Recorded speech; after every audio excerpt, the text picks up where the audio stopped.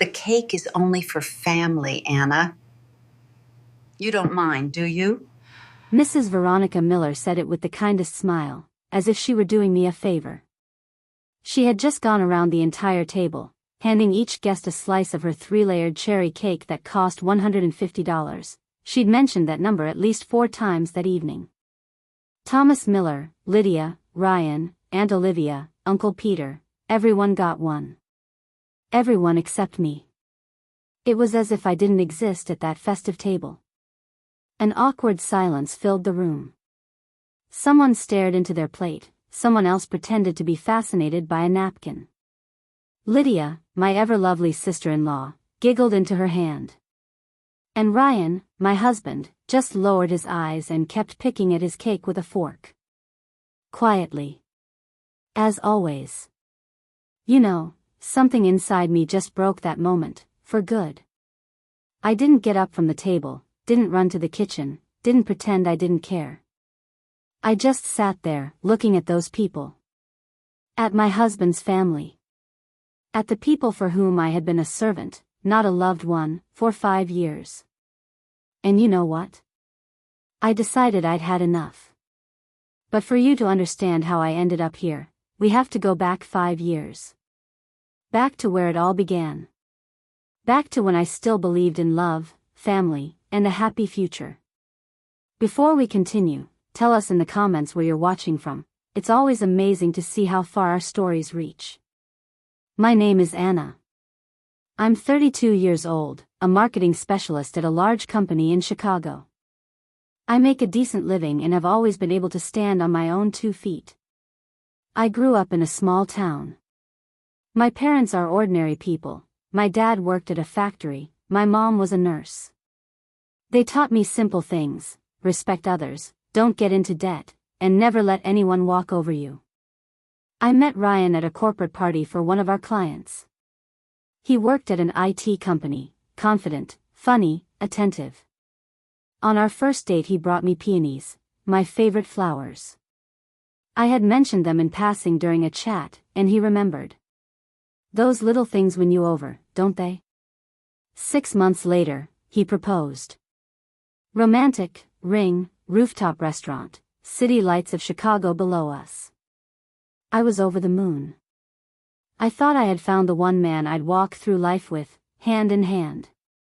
The first warning signs appeared when I met his parents. Mrs. Miller greeted me with a tight smile, looking me over from head to toe, and the first thing she asked was, "So, what do your parents do?"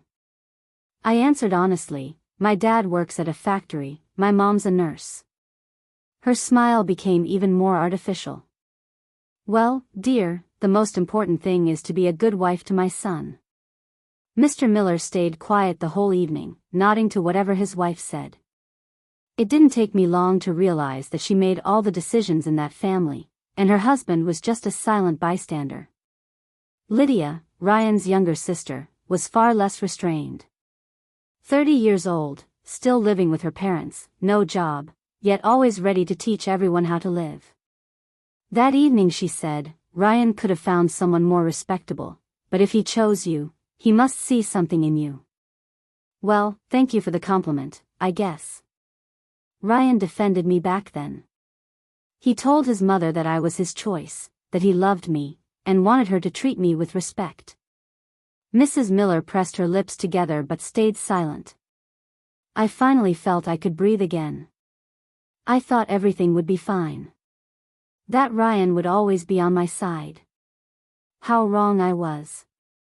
We had a modest wedding, Ryan and I didn't want to spend too much.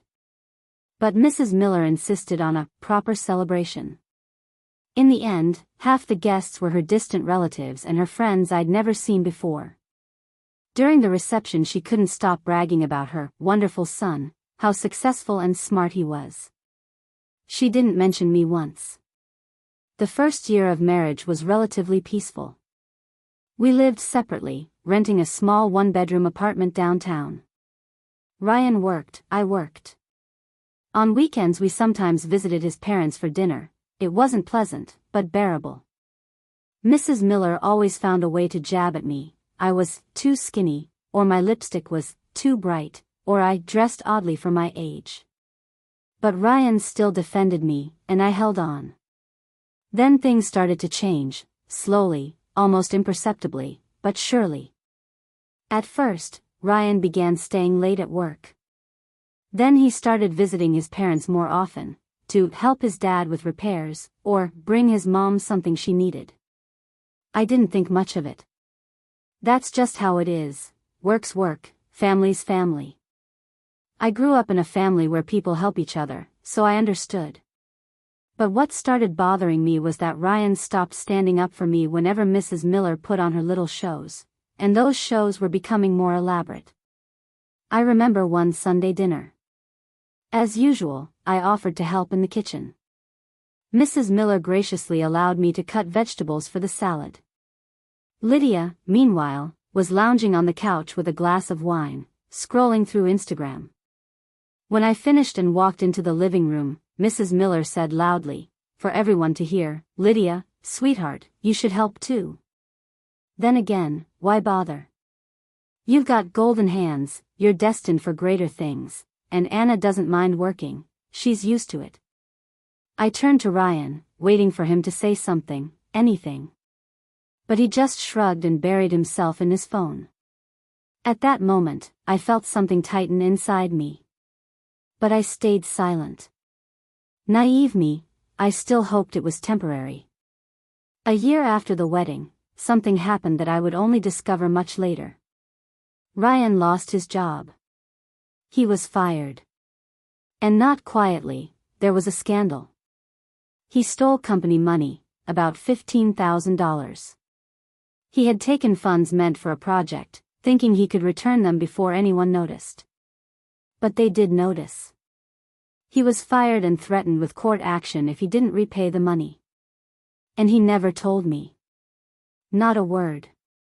Every morning he'd leave for work, coming back in the evening, telling me about meetings and projects. I believed every word. Meanwhile, he was blowing the stolen money on online gambling, trying to win it back. Of course, he kept losing.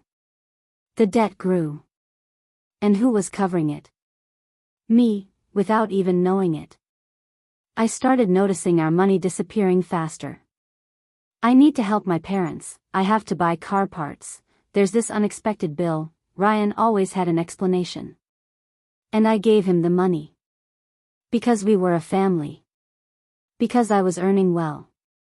Because I thought we were in it together. The whole time, Mrs. Miller knew the truth. She knew her son had no job, and that he was stealing and gambling. But she kept quiet. Worse, she continued humiliating me, calling me unworthy, comparing me to Lydia, who was so smart, so responsible. Lydia, who at 30 still lived with her parents, had never worked a single day in her life, and lived entirely off them. I worked for both of us. From morning till night in the office, then home, cooking, cleaning, doing chores. Ryan gradually stopped helping, even with small things. I'm tired. I didn't have time. I forgot. And I kept making excuses for him. He worked so hard, I thought. Poor fool that I was. Family dinners at the Millers became pure torture. I'd come there like a maid. Set the table, clean, wash dishes, serve guests. Mrs. Miller didn't even bother to hide how she saw me. Anna, bring the napkins. Anna, reheat that dish. Anna, wipe that stain off the table. I was invisible. Nobody asked me how work was, how I felt, or what was new in my life. I wasn't a person to them, just staff. And Ryan stayed silent. He sat there with his family, laughing at their jokes, agreeing with his mother, pretending not to notice how they treated me. I remember one afternoon, Aunt Olivia, Mr. Miller's sister, quietly said to me in the kitchen, "Annie, you're too good for this family. Don't let them break you." I smiled and brushed it off. I thought I could handle it. That love and patience would win. But patience runs out. And love dies. So here I was, 5 years into my marriage, sitting at the table during Mrs. Miller's birthday dinner. I'd spent 4 hours helping to set the table, chop vegetables, and decorate the dishes. I smiled at the guests, served appetizers, poured wine. I was the perfect daughter-in-law, quiet, polite, invisible. And there it was in front of me, that damn $150 cake. My plate, empty. Because the cake was only for family. And apparently, I wasn't family. And you know what? At that moment, I realized I no longer wanted to be part of that family. I slowly raised my eyes and looked at Mrs. Miller. She sat at the head of the table, satisfied with herself, stabbing a piece of cake with her fork. Lydia whispered something in her ear, and they both giggled. Ryan kept staring at his plate, as if it held the answers to the universe. Mrs. Miller, I said calmly and clearly. The table went silent, everyone turned toward me. Tell me, why didn't I get any cake? She raised her eyebrows, pretending not to understand what I meant. Well, dear Anna, I already explained, the cake is for family. You understand that, right? It's symbolic, a tradition. A tradition, I nodded slowly. So I'm not family, then? After 5 years of marriage to your son? Mrs. Miller gave an awkward laugh, glancing at the guests for support. Oh, sweetheart, don't take it personally. There just wasn't enough cake for everyone, that's all. Not enough? I interrupted. I can see the cake is big. You cut 12 slices.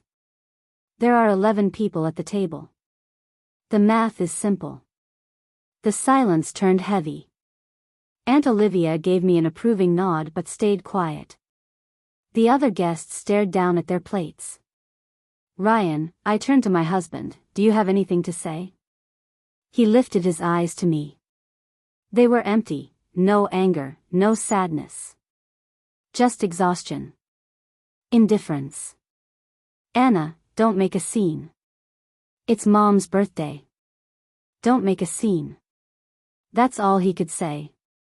And in that instant, I felt it, all fear, all hope that someday they'd accept me, that Ryan would come to his senses and become the man I once fell in love with.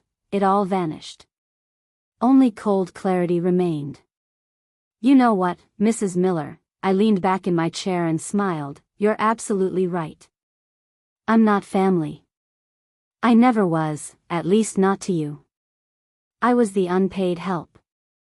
I cooked, cleaned, served, tolerated your insults. Do you know why I did it? She stayed silent, her eyes full of barely contained anger. Because I loved your son. Because I thought we were a family. But here's the funny part, while I was working myself to the bone, your precious boy was unemployed for a whole year. Everyone froze. Ryan turned pale. Anna, shut up, he hissed.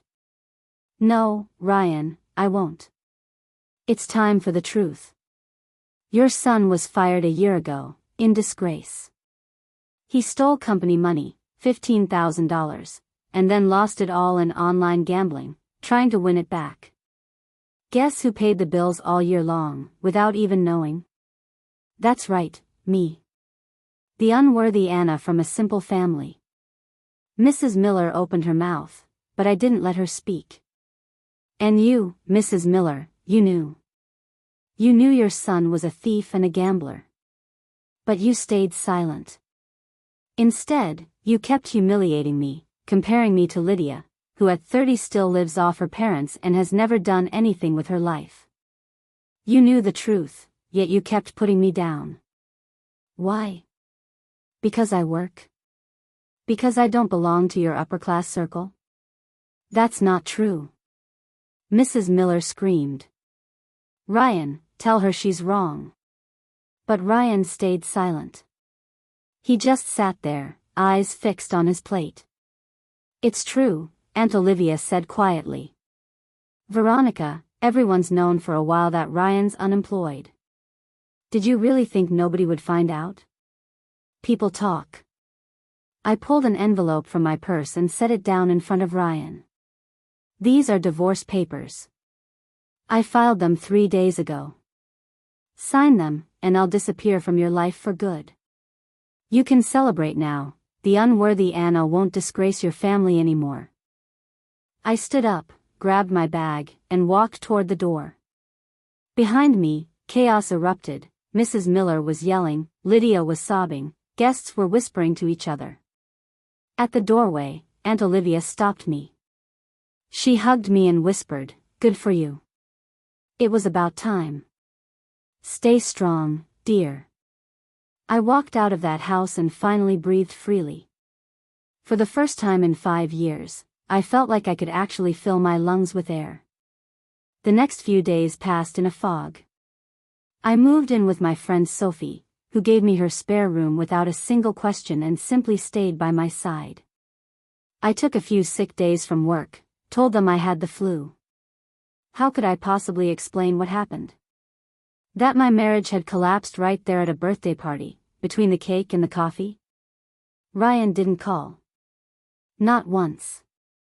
For the first 3 days, I kept checking my phone, waiting for a message, an apology, an explanation, anything.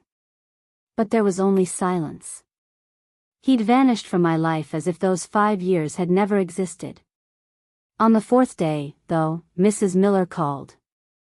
"Anna, we need to talk." Her voice was tight but still full of superiority. "You caused a scene at my birthday.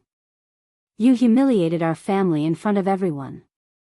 I demand an apology." I stayed silent, stunned. She was demanding an apology. After everything that had happened. "Mrs. Miller," I said slowly, controlling my anger, "are you being serious right now?" "Absolutely serious. You lost control and said terrible things about my son." "Yes, he had some trouble with work, but that's no reason to publicly shame him. You're his wife, you're supposed to support him, not make him a laughingstock." "Ex-wife," I corrected her. "And you know what? Go." I stopped myself, took a deep breath. "Goodbye, Mrs. Miller. We won't be seeing each other again." I hung up and blocked her number. My hands were shaking. Sophie brought me chamomile tea. "She'll never change," my friend said softly. "People like that don't. It's good you walked away." A week later, I went back to work. My co-workers gave me curious glances. Apparently, rumors had already spread, but no one asked questions outright. Only Max, the head of the department next to mine, stopped by during lunch. "Anna, how are you?" he asked, sitting on the edge of my desk, studying my face. "I'm fine," I tried to smile. "Doesn't look like it," he said gently. "Listen, I'm not prying into your personal life. But if you ever need help, support, or just someone to talk to, I'm here. Okay?" I nodded, feeling a lump in my throat. Funny how simple words like that could almost make me cry. Maybe because no one had offered help without expecting something in return for a very long time. "Thanks, Max, really, thank you." He nodded and left. And I thought, that's how normal people act. With kindness, without manipulation or condescension. A few days later, Ryan started calling. First hesitantly, then more persistently. I didn't answer. Then came the messages. "Anna, we need to talk. You can't just walk away like this. We've been together for 5 years, doesn't that mean anything to you? I know I was wrong, but we can fix this." I read those messages and felt nothing. No pain, no longing. Just emptiness. The man I once loved was gone. And this Ryan, the one writing those pathetic messages, was a stranger. But he didn't give up. One evening, he showed up outside my office, waiting by the door. I spotted him from afar, slouched, pale, wearing a wrinkled jacket. When our eyes met, he took a step toward me. "Anna, please, just hear me out." "No, Ryan. I have nothing to say to you." And you have nothing to say to me. I'll change. I'll find a job, Ryan, I cut him off, you'll change? Really? You lied to me for a year. A whole year. You stole money, gambled it away while I worked myself to exhaustion. You stayed silent while your mother humiliated me. I stopped, realizing there was no point. You know what? It doesn't matter. Just sign the divorce papers and leave me alone. But I love you, he almost shouted. I looked at him for a long moment. No, Ryan. You don't love me, you love convenience. You loved that I worked, cooked, cleaned, and stayed silent. That I was your free housekeeper and your personal ATM. But that's not love. That's using someone. I turned around and walked away. He didn't even try to follow me. That evening, Aunt Olivia called. Her voice sounded worried. Annie, how are you? I'm fine, Aunt Olivia. Just taking things one day at a time. Listen, I wanted to warn you. Veronica's completely lost it. She's calling every relative she can, trying to turn them against you. Saying you destroyed the family, that you're greedy, that you tried to take Ryan's money. I laughed. A dry, humorless laugh. Aunt Olivia, let her talk. The truth always comes out. It already has, Aunt Olivia sighed. Half the family knows the truth about Ryan. They know he got fired, that he stole money. And most of them are on your side. Uncle Peter told Veronica straight to her face yesterday that she's the one who ruined her son's life. She raised him to be weak and dependent on his mother. How did she take that? She had a meltdown. Screamed that everyone's against her, that nobody understands how hard her life is. You know, the usual drama. But hang in there, Annie. You're strong. You're going to be fine. After we hung up, I thought, she was right. I would be fine. Because I was finally free. Free from a toxic family, from a weak husband, from the victim role I'd let myself live in for too long. A few more days passed, and something happened that I didn't expect at all. I got a message from an unfamiliar woman on social media. Hi, Anna. My name's Maria. I'm a friend of Kate's. We need to talk. It's important. It's about Ryan. I stared at the message for a long time. Kate. I'd heard that name once, from one of the relatives, I think. Apparently, she was Ryan's colleague. But judging by the tone of the message, she was much more than that. All right, I replied. Where and when? We met 2 days later at a small cafe in downtown Chicago. Maria turned out to be a tall brunette in her early 30s, with intelligent, serious eyes. She ordered coffee for both of us and stayed silent for a while, searching for the right words. Anna, I don't really know how to say this, she finally began. I thought for a long time about whether to get involved in someone else's life. But then I decided, you deserve to know the truth. All of it. I nodded, gripping my coffee cup tightly. I'm listening. Kate, my friend, worked at the same company as Ryan. They were seeing each other. For almost a year. While you were still married to him. I expected to hear something like that. But still, the word stung. It's one thing to suspect, another to have it confirmed. Go on, I said, keeping my voice steady. Kate thought Ryan was getting divorced. That's what he told her, that you were already living separately, that it was just a formality. They went out to restaurants, movies, he gave her flowers. He spent money on her, your money, I assume. I nodded silently. When he got fired for theft, Kate was one of the first to find out. And she broke up with him right away. She didn't want to be with an unemployed guy with no money. But that's not the main thing, Maria paused, looking me in the eyes. The main thing is that Kate recently found out something else. Ryan didn't just steal from the company. He tried to take out a loan in your name, without your knowledge. A chill ran through me. What? He'd had copies of your documents, your passport, your ID. He'd planned to take out a loan for $50,000. He wanted to use it to repay the company and gamble his way back up. But they caught him before he could do it. I sat there, speechless. He'd planned to saddle me with a $50,000 debt. Without my consent. Just like that. I would have found out only when the debt collectors started calling. Do you have proof? I finally managed to ask. Maria pulled out her phone and showed me screenshots of a chat between Kate and Ryan. Everything was there. He bragged that he would fix everything, that he'd put it in his wife's name, she won't even know. I stared at the messages, feeling cold fury rise inside me. Why are you showing me this? I asked Maria. Because Kate feels guilty.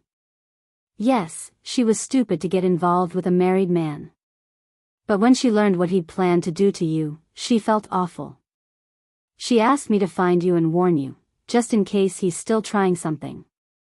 I nodded, saving the screenshots to my phone. Thank you. Really? Tell Kate I don't hold anything against her. None of this is her fault. Ryan's the only one to blame. Maria gave a faint, uneasy smile. You're strong. Most people wouldn't handle this so calmly. I'm not calm, I admitted honestly. I'm furious. But I'm done with this story. I'm not wasting another ounce of energy on someone who doesn't deserve it. We said goodbye, and I left the cafe feeling like the ground had shifted beneath my feet. At home, I immediately checked all my documents. Thankfully, my passport and ID were still in place. Still, I called the bank and requested confirmation that no loans had been taken out in my name. Thank God, nothing had. The thought that he had actually planned to do it kept haunting me. The next day, I went to see a lawyer, an experienced woman in her 50s. She listened carefully to my story, then shook her head. You know, cases like this aren't rare. Husbands take loans in their wives' names, wives do the same to their husbands. You were lucky to find out in time. We'll file a restriction to block any financial transactions made in your name without your presence. And we'll also fast-track your divorce. You have solid grounds for a unilateral termination. I signed all the papers, feeling freer with each signature. That evening, Ryan texted me again. This time, his tone was different. Anna, I know you've heard about Kate. I'm sorry. I was an idiot. But can we try again? I'll change, I promise. I stared at the message for a moment, then typed my reply. Ryan, I know more than just about Kate. I know about the loan you tried to take out in my name. I know you planned to saddle me with a $50,000 debt. You didn't just cheat and lie, you were ready to destroy my life. So no, there will be no second chances. Sign the divorce papers and disappear from my life. Otherwise, I'll take you to court for fraud. I have proof. I hit send and blocked his number. That was it. The end. 3 days later, Ryan signed the divorce papers. No arguments, no explanations. Just signed them and sent them back through the lawyer. I was free, officially and truly free. Sophie threw me a little celebration. She bought a cake, champagne, invited a couple of our mutual friends. We sat in her kitchen, laughing, sharing stories. And I realized, this was what real family looked like. Not the people you're bound to by blood, but the ones you choose. The ones who stand by you when things fall apart. The ones who celebrate your joy instead of resenting it. The following week, Max stopped by my office again. We'd already had coffee together a few times during lunch, talking about work and life. He was a good listener, never pushed, never judged, just listened. "Anna, I've got a proposal for you," he said, sitting down across from me. "A work proposal." "I'm listening," I said, setting my papers aside. "We're opening a new branch. In Seattle.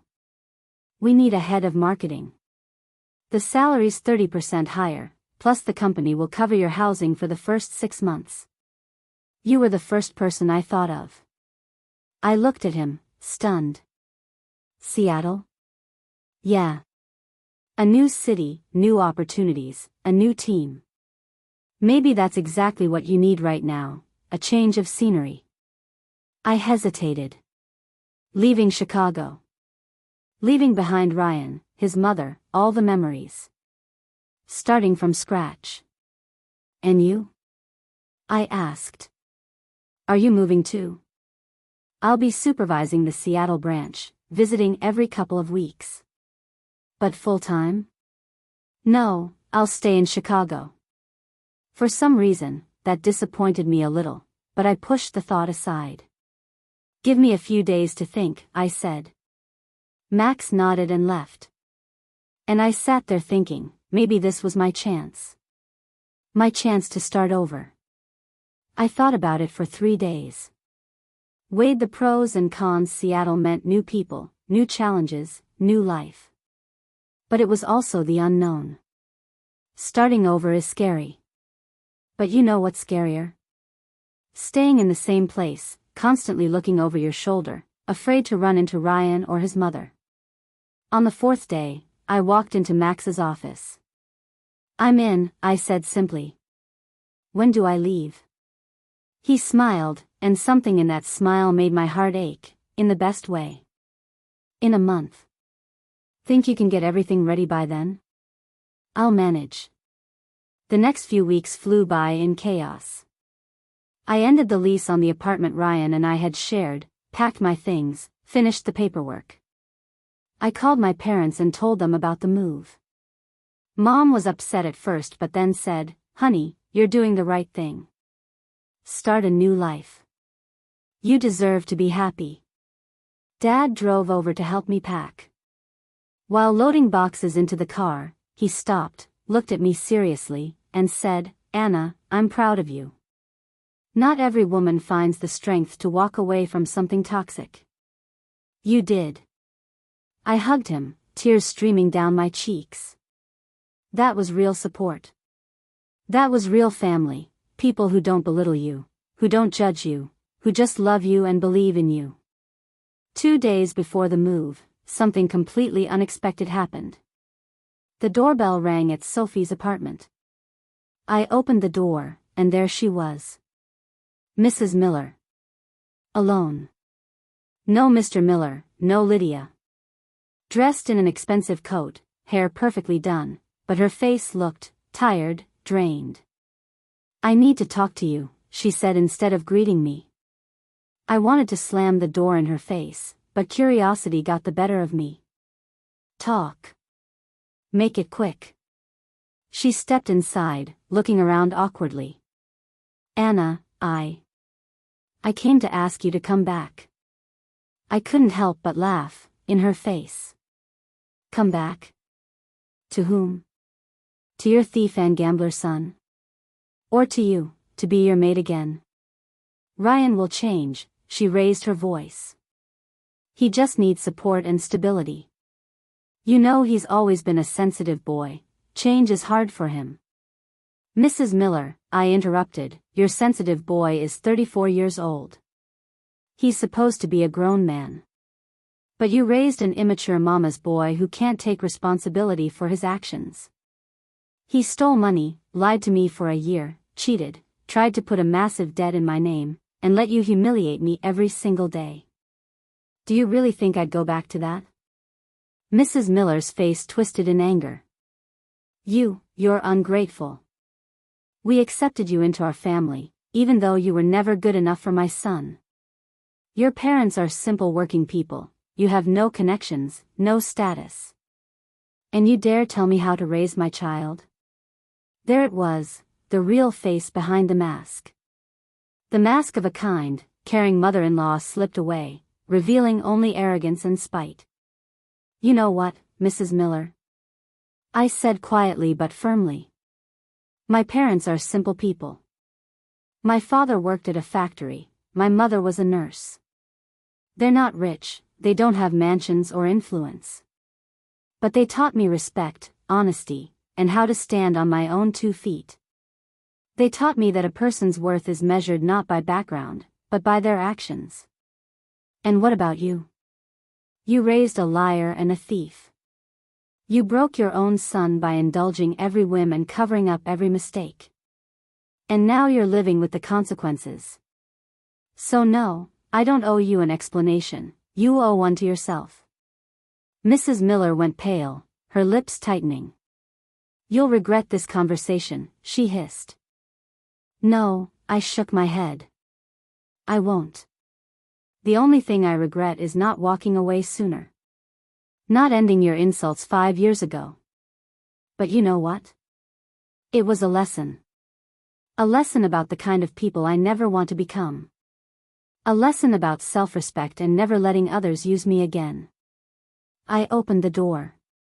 "Goodbye, Mrs. Miller. We won't see each other again." She left, chin held high. But I saw her hands trembling. Maybe for the first time in her life, someone had told her the truth to her face, and she didn't like it. Sophie came out of her room, where she had politely stayed during the whole scene. "Wow," she whistled. "You just destroyed her with words." "She deserved it," I shrugged. "But you know what? I'm not even angry. I don't hate her. I actually feel sorry for her. Because she'll never understand that she ruined her own son's life with her control and arrogance." And it was true. I didn't feel anger anymore, only relief that this chapter of my life was finally closed. 2 days later, it was time to leave. Dad loaded my boxes into the car, Mom handed me homemade pies and jars of jam. Sophie cried and promised to visit. "You've got this," she whispered in my ear. "You're strong. You'll be okay." "I know," I smiled through my tears. For the first time, I actually believe it. We left Chicago early in the morning. I stared out the window at the familiar streets fading behind me. This was where I'd fallen in love, gotten married, suffered, endured, and broken down. This was where I'd lost myself, but also where I'd found the strength to say enough and start again. Seattle welcomed me with sunshine and a soft breeze. The city was beautiful, warm, different. No one here knew me. I had no past here, only a future. The company had rented me an apartment downtown. It was small but bright and cozy. I unpacked my things, placed a framed photo of my parents on the nightstand, made myself some tea, and sat by the window, looking out at this new city. I was scared, but it was a good kind of fear. The kind that comes before change, before possibility. Not the suffocating fear I'd lived with for years. The next day, I started work. The office was in a modern building, the team of 8 young, energetic, smiling people. They welcomed me warmly, showed me my desk, explained the projects. Only one woman, Inga, the senior manager, looked at me oddly, with something between irritation and envy. "So, you're going to be our boss," she said with a smirk. "Interesting. I wonder what you did to deserve that promotion. Must have good connections, huh?" I met her gaze calmly. "Experience, results, and hard work," I replied. "If you want, we can go over my projects and achievements from the past 5 years. You might find them interesting." Her lips tightened, and she turned away. The others exchanged approving glances. Apparently, Inga was known for stirring up drama, and not everyone liked her. But that didn't matter. I'd survived Mrs. Miller for 5 years. I could handle one jealous coworker. Work completely absorbed me. New projects, new clients, new challenges. I threw myself into it, and you know what? I loved it. I felt valued, capable, respected. Not a servant, but a professional. The first month in Seattle flew by. Work, work, and more work. I got to the office at 8, left at 7. On weekends, I wandered the city, its narrow streets, cozy cafes, and old architecture. Seattle was slowly but surely becoming home. Inga kept trying to sabotage me, forgetting to pass along client information, sending the wrong files, by accident. Little things, but annoying ones. I didn't confront her, I just documented everything. Sooner or later, it would catch up with her. Max visited every couple of weeks for 3 or 4 days. We spent a lot of time together, discussing projects, plans, and strategies for developing the new branch. But gradually, our conversations began to move beyond work. After hours, we'd walk through the evening streets, stop at cafes, talk about life, the past, our dreams. One evening we were sitting in a small restaurant on the square downtown. The waiter brought us wine and appetizers. Max looked at me in a way that made my heart skip a beat. What? I smiled. Something wrong? Nothing's wrong, he shook his head. It's just, you've changed. Since the move. You seem more alive. Like you can finally breathe again. I thought for a moment. You know what, Max? You're right. I really do feel like I've come back to life.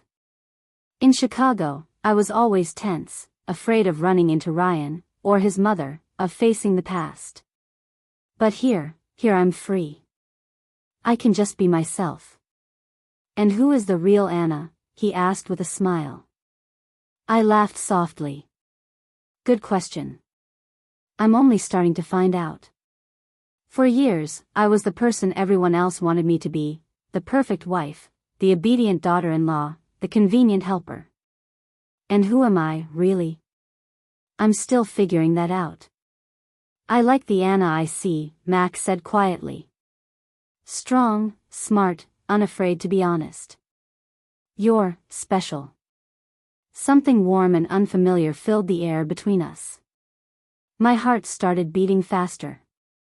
But then doubts crept in. What if I was wrong again? What if he turned out just like Ryan? Anna, Max said, covering my hand with his, I can see what you're thinking. You're scared, and that's okay. After what you've been through, it's normal. But listen, I'm not Ryan. I won't stay silent when someone hurts you. I won't use you. I just want to be near you. If you'll let me. I looked into his kind, sincere eyes. I need time, Max. I'm not ready for a new relationship. Not yet. I can wait, he smiled. As long as it takes. And at that moment, I realized, I was finally seeing what a real man looked like. Someone who didn't pressure, didn't demand, didn't manipulate. Someone who simply stayed. A few more weeks passed. Work was going great, the branch was doing well, and I felt like I truly belonged. Even Inga seemed to quiet down. Maybe she'd realized I wasn't the kind of person you could intimidate. Then one afternoon, while I was working on a presentation, there was a knock at the door. Lena, the secretary, peeked in with a worried expression. Anna, there are some people here to see you. They say they're family. They're insisting on talking to you. My heart skipped a beat. Who? An older man and woman. The woman said her name was Veronica Miller. Oh, God. They'd found me. Here, in Seattle. In my new world, my new life. I stood up and straightened my shoulders. Let them in. But warn security, if anything happens, call right away. Lena nodded and left. A moment later, Mrs. Miller and Ryan walked into my office. She looked older, more frail. Ryan looked even worse, pale, with dark circles under his eyes, his shirt wrinkled and unkempt. What do you want? I asked coldly, not offering them a seat. Ryan took a step forward. Anna, please forgive me. I was such an idiot. I finally understand everything. I want to make things right. Let's start over. No. But. I said no, Ryan. How many times do I have to repeat myself? I moved to another city to start over, and now you show up here, making a scene in my office. Do you even realize you're harassing me? Mrs. Miller raised her chin. We just want to talk. You know Ryan can't live without you. He can't find a job, he's... Mrs. Miller, I cut her off, your son is a grown man. If he can't find work, that's his problem, not mine. I spent 5 years carrying your family on my shoulders. I'm done. I'm not your housekeeper, and I'm not coming back. But you're his wife. Mrs. Miller shouted. Ex-wife. We're divorced. Officially. Legally. I have a new life now, and neither of you are part of it. Ryan suddenly dropped to his knees. Anna, I'm begging you. I'll change. Please give me another chance. The door swung open. Max stood in the doorway. Apparently, he'd arrived earlier than planned. His expression was firm, his eyes cold. What's going on here? He asked, staring at Ryan kneeling on the floor. Max, I started, but he silenced me with a gesture. He walked up to Ryan, looking down at him. Get up. Right now. And get out. Both of you.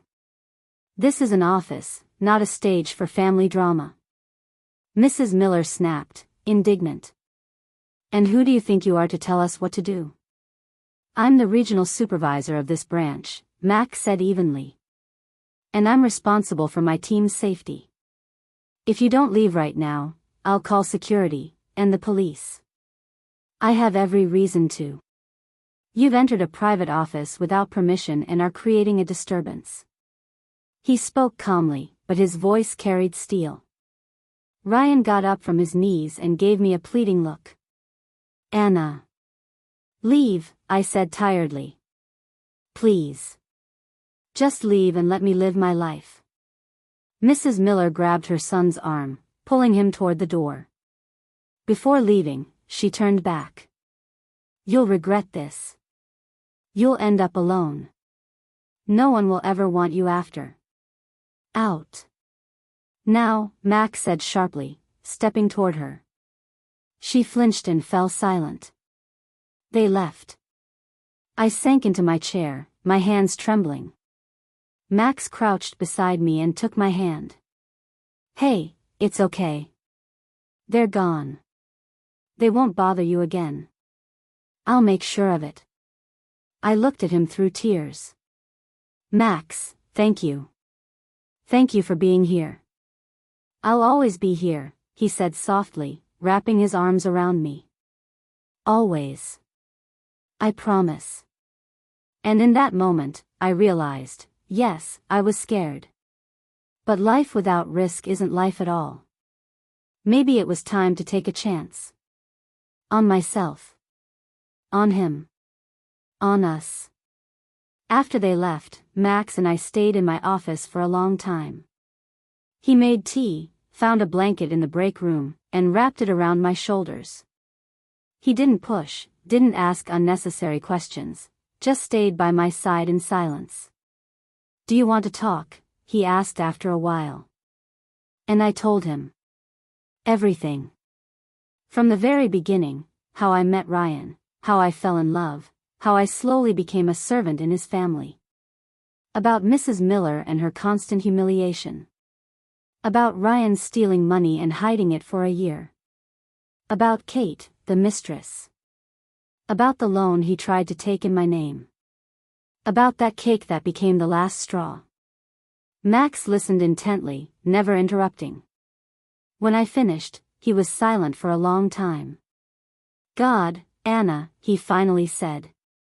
I knew it was bad, but I didn't realize how bad. How did you even survive all that? I shrugged. I don't know.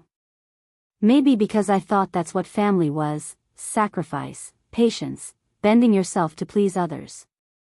I believed that if I tried hard enough, they'd accept me. But I was wrong. Some people will never accept you, because it's not about you. It's about them. You're incredibly strong, Max said, taking my hand. Most women wouldn't have had the courage to walk away and start over. Did I really have a choice? I smiled faintly. Stay and keep losing myself? No, thank you. He was quiet for a moment, then said, Anna, I want to tell you something. So you'll understand, I've been through my own kind of pain too. And I'm also scared of repeating it. I nodded, listening. 5 years ago, I was in a relationship. Her name was Victoria. We'd been together for 3 years, and I was about to propose. I bought the ring, planned everything. A week before, she told me she was leaving. For another man. A guy who made 3 times what I did. She said it straight, you're a good man, but I want a better life. I'm sorry. I squeezed his hand. It hurts so much, Anna. I felt, not enough. Like I didn't measure up. I buried myself in work, hours, days, just to forget. I made more money, climbed higher. But inside, there was nothing. I promised myself I'd never trust anyone again. That all women were the same, looking for what they could gain. But you changed your mind? I asked softly. Yes, he nodded. When I met you. When I saw how you work, how you treat people, how you carry yourself after everything you've been through. You proved me wrong. You showed me that there are people who value honesty and kindness over money and status. We looked at each other. Something unspoken but powerful filled the air. Max, I'm scared, I admitted. Scared of making the same mistake. Scared of ending up in the same pain again. I'm scared too, he said with a gentle smile. But you know what? We've both been through hell. We both know what we don't want. Maybe that's exactly why this could work, because we'll protect what we find. He leaned toward me slowly. I didn't pull away. Our lips met in a soft, careful kiss. No pressure, no demand, just warmth, understanding, and quiet promise. When we finally pulled apart, I whispered. Let's try. But slowly. Please. I need time. As much time as you need, he murmured, holding me close. We've got all the time in the world. The next few months felt like a dream, a good, gentle dream. Work was thriving, our branch became the top performer in the region. My salary was raised by 20%, and I finally saved enough for a down payment on a small apartment in downtown Seattle. My own place, mine alone. For the first time in my life, I had a home that belonged only to me. Max and I saw each other often. He started visiting every week. We'd walk around the city, have dinner in cozy restaurants, go to the theater. He introduced me to his friends, warm, open-hearted people. I introduced him to Sophie, who came to visit. She gave me a knowing smile and whispered, "Hold on to him, Anna. He's the real thing." My parents came to visit, too. Mom cried tears of joy as she looked around my apartment, then at me. "You're glowing, sweetheart," she said softly. "You're finally happy." And she was right. I was happy, for the first time in years. One evening, Aunt Olivia called. Her voice carried a strange mix of relief and joy. "Annie, I wanted to tell you what's been happening here," she began.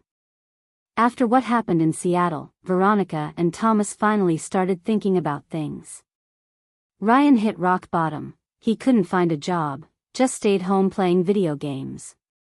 And then Veronica realized, she was the one who made him that way. Seriously? I could hardly believe it. Yes, can you imagine? She started seeing a therapist. Thomas did too. They both began working through their issues. Even Ryan started therapy. It was hard for them all to admit they were wrong, that they destroyed both your life and Ryan's. I sat there silently, trying to process it all. Veronica called me recently, Aunt Olivia went on. She asked me to tell you that she's sorry. She knows she was a terrible mother-in-law.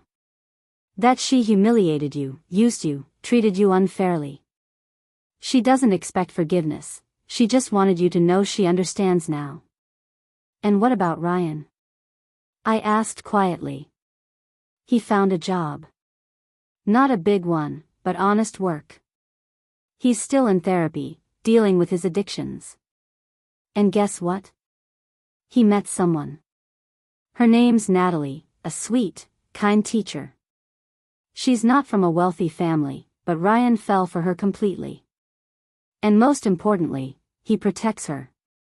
When Veronica tried to make a snide remark once, Ryan stopped her. Told her he'd never let anyone hurt the woman he loves again. I felt my breath catch.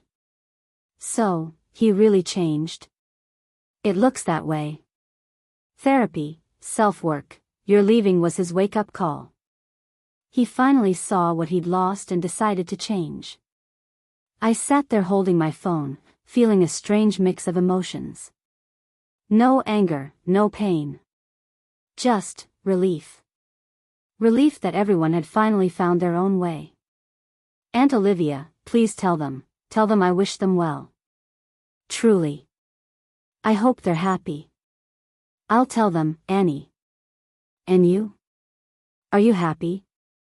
I looked at the photo on my desk. It was Max and me, standing in front of Seattle's old city hall, laughing and holding each other. Yes, Aunt Olivia, I smiled. I'm happy. It had been a year since I moved to Seattle, a year that changed everything. I was sitting in a cozy cafe downtown, sipping a cappuccino and watching the city that had become my home. The setting sun painted the buildings gold. People hurried by, couples strolled hand in hand, children chased each other with ice cream cones. Life went on. Ordinary, simple, beautiful life. My phone vibrated. A message from Max, step outside. Surprise. I smiled, paid my bill, and walked out of the cafe. Max was standing by the fountain with a bouquet of peonies, my favorite flowers. He remembered. Just like he remembered everything that mattered to me. Hey, beautiful, he said, handing me the bouquet and kissing my cheek. Max, you just left for Chicago yesterday. How are you here? I came back early. Couldn't miss today. I blinked, confused. What's today? He laughed softly. Anna, today marks exactly 1 year since you moved to Seattle, since your new life began. You think I'd forget that? My throat tightened. That's what real care looks like, not expensive gifts or grand gestures, but remembering the moments that matter. We walked through the evening streets, chatting about work, plans, little things. Then he stopped, took my hands in his, and looked straight into my eyes. Anna, there's something important I want to tell you. My heart began to race. I won't rush you, and I won't pressure you, he said. But I need you to know, you've changed my life. You showed me what real closeness means, respect, trust, and honesty. You made me believe in people again. And I love you. Just love you. No conditions, no expectations. Tears streamed down my cheeks, good tears, tears of happiness. Max, I love you too. And yes, I was scared, I still am. But you showed me that love isn't about control or humiliation. It's about support and respect. About being yourself, and being loved for it. He smiled and said, oh, and I've got some news. I talked to the board, I'm moving here. Permanently. I'll be leading the entire regional office. I froze. Seriously?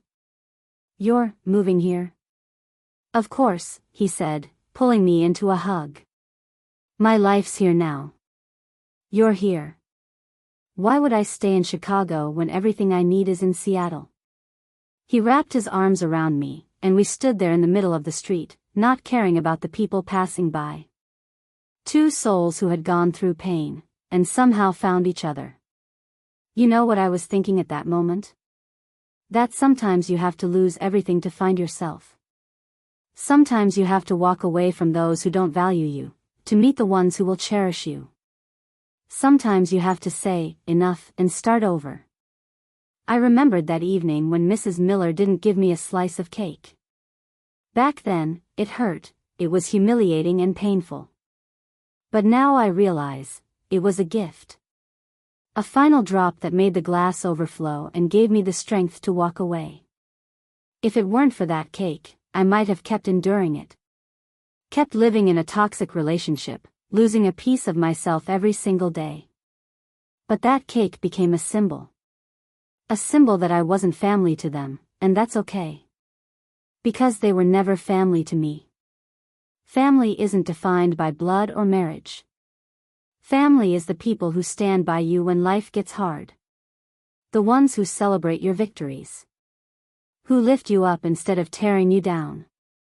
Who see you as a person, not a servant. My family now is my parents, who always believed in me. Sophie, who opened her home to me when I had nowhere else to go. Aunt Olivia, who stood by me when everyone else stayed silent. Max, who showed me what real love is. My colleagues, who became my friends. And this city, Seattle, which welcomed me as its own. And you know what's amazing? I don't feel anger toward Ryan, Mrs. Miller, Mr. Miller, or Lydia. I truly wish them well. Because they're human too. They have their own wounds, fears, and flaws.